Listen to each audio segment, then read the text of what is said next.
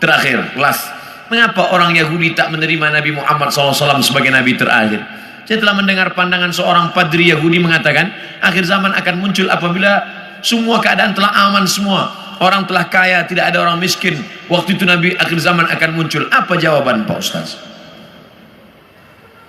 Ada buku yang amat sangat baik. Judulnya Tarikh Ad-Diyanah Al-Yahudiyah, sejarah agama Yahudi.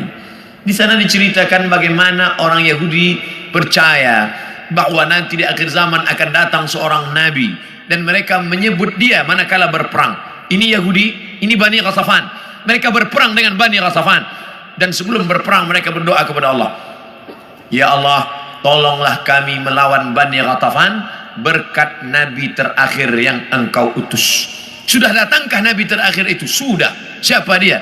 Muhammad sallallahu alaihi wasallam. Mana buktinya? Husain padri Yahudi, dan dia ingin tahu apakah ini nabi terakhir itu. Dia intip dari balik pokok kurma manakala Muhammad SAW datang. Tala'al badru alaina. Yang lain menyambut Nabi Muhammad, dia perhatikan dari jauh, dia tengok tanda-tandanya. Selepas itu dia pun datang.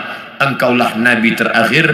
Asyhadu an la ilaha illallah wa asyhadu anna Muhammadan Rasulullah. Selepas itu Nabi robah nama dia menjadi Abdullah bin Salam. Dia pun masuk ke rumah Nabi. Tak lama selepas itu datang orang Yahudi ramai-ramai.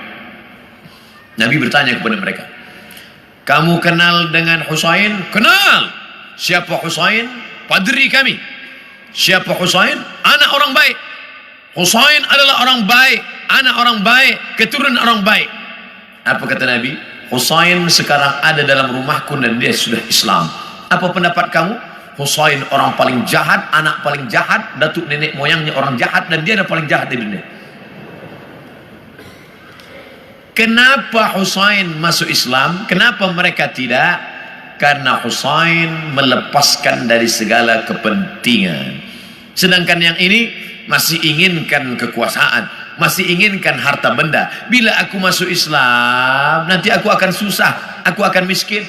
Alladzina atainahumul kitab, mereka yang kami berikan Taurat dan Injil, ya'rifunahu kama ya'rifuna abna'ahum. Mereka mengenal Muhammad sallallahu alaihi wasallam sebagaimana mereka mengenal anak kandung mereka sendiri. Nauzubillah, accident. Terjadi musibah, hancur muka anak. Lalu kemudian seorang ayah dan bunda datang ke hospital. Kami nak tengok anak kami. Betulkah dia yang kena accident? Nauzubillah. Belum buka wajahnya dah tahu ini anak kami. Dari mana? Dari jari kakinya. Buka jari kaki. Iya, ini memang anak saya. Dari mana puan tahu? Dari mana tuan tahu? Ini kaki anak kami. Mereka kenal Muhammad sallallahu alaihi wasallam lebih daripada anak kandung mereka sendiri. Mana bukti? Ketika Nabi Muhammad sallallahu alaihi wasallam dibawa oleh Abu Talib menuju Busra, negeri Syam. Sebelum sampai ke sana, mereka berhenti sejenak. Lalu Bahira keluar. Bahira keluar daripada tempat suci. Bahira seumur hidup tak pernah keluar. Dia hanya beribadah saja. Tapi hari itu Bahira datang. Apa kata Bahira? Bertanya kepada Abu Talib, ya rajul, wahai lelaki, siapa anak kecil ini? Kata Abu Talib, ini anakku, hada ibni. Kata Bahira, kalau betul kitab yang kubaca, ini bukan anakmu. Anak ini yatim, ayahnya dah mati sebelum dia lahir. Kenapa? Karena 3 tanda aku tengok. Pokok kayu bersujud, batu-batu bersujud, dan ada awan yang dari tadi menaungi dia. Tersenyum Abu Talib, ini memang bukan anakku, ini adalah anak saudaraku. Karena orang biasa berkata anak saudara itu anak kita juga. Anak saudara, anak kita. Rumah saudara, rumah kita. Tapi bini dia bukan bini kita. Ini siapa? Ini anak saya. Itu kan bukan anak ustaz. Itu kemanakan ustaz, anak saudara? Udah macam anak saya. Begitulah Bahira tahu bahwa ini anak ayahnya sudah meninggal. Itulah yang ditulis dalam syair Al-Barzanji. Walamma tamma min hamlihi, ketika hamilnya sempurna, syahrani 2 bulan, ala ashhuril aqwalil marwiyah, menurut hitungan bulan qamariyah, tufiya bil madinatil munawwarati abuhu Abdullah, meninggal ayahnya Abdullah 2 bulan. Kenapa mereka tahu?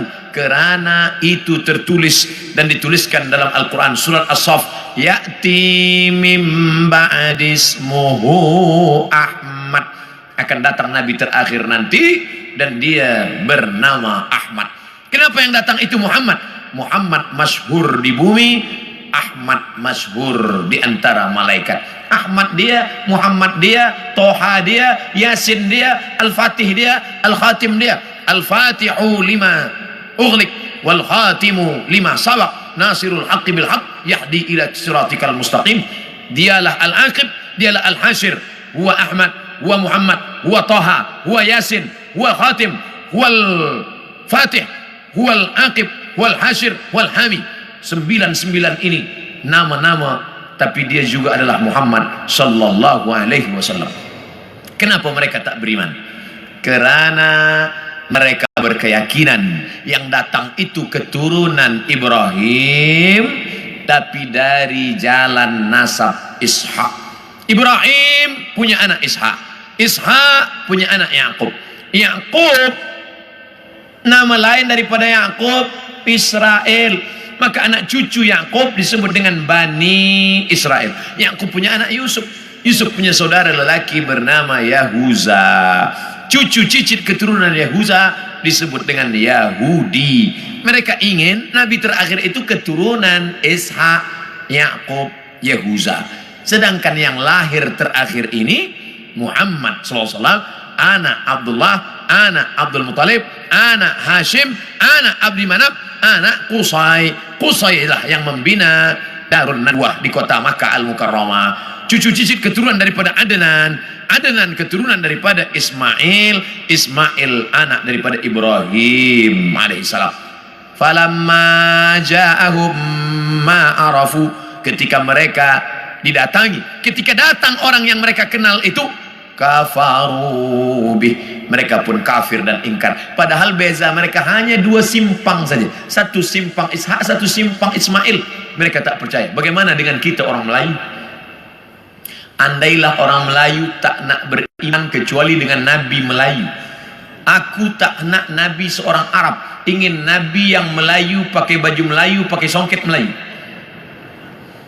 Aku Abdul Somad, saya Abdul Somad, tak pernah mempermasalahkan apakah dia datang dari Arab, apakah dia dari Quraisy. Yang penting aku bersyahadat asyhadu an la ilaha illallah wa asyhadu anna Muhammadan Rasulullah. Islam, makna Islam istislam, makna istislam al-inqiyad wa ta'ah, patuh dan taat. Datang dia sami'na wa ata'na.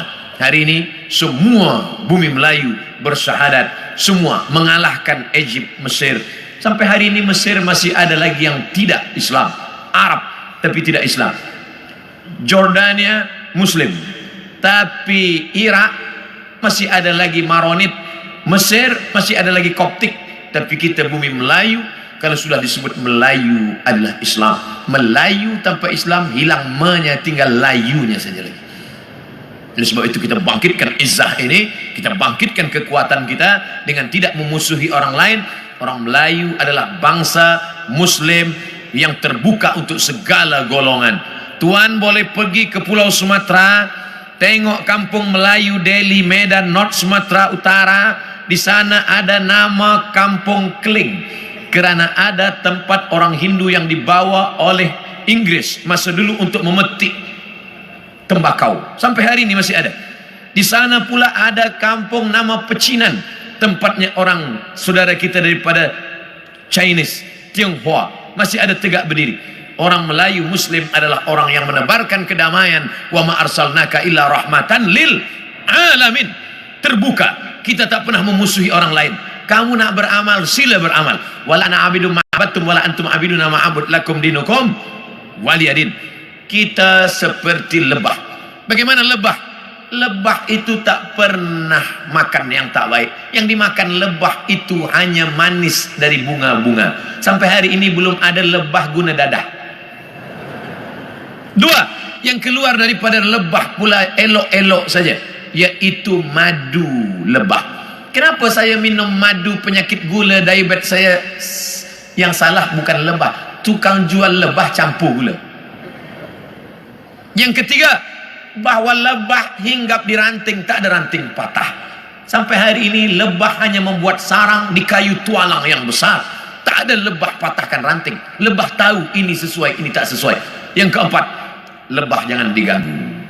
Orang Islam jangan diganggu. Bila engkau ganggu sarang lebah, dia akan kejar engkau. Masuk pun engkau ke sungai, dia akan tunggu. Bila engkau tak bernafas, engkau tarik nafas, di situ dia guna. Kepala engkau akan bengkak. Hati-hati dengan lebah. Dan lebah ada senjata satu saja. Di ekor lebah ada satu senjata. Lebah tahu, bila aku dah guna ini aku akan mati. Sengatan lebah diguna sekali seumur hidup. Dan kalau dia sudah pakai, orang akan kena, dia pun akan mati. Bagi lebah, lebih baik berputih tulang daripada berputih mata. Ini tak betul juga, sebab lebah tak bertulang. Bagi lebah, lebih baik mati, tapi mati syahid, iskariman au mut syahidan. Oleh sebab itu berhati-hati. Mathalul mu'minin kamathalin nahli, perumpamaan orang-orang beriman seperti lebah. Lebah, kita gunakan filosofi ini dalam kehidupan kita. Mudah-mudahan kita selamat di awal zaman, selamat pula di akhir zaman, insyaallah. Amin.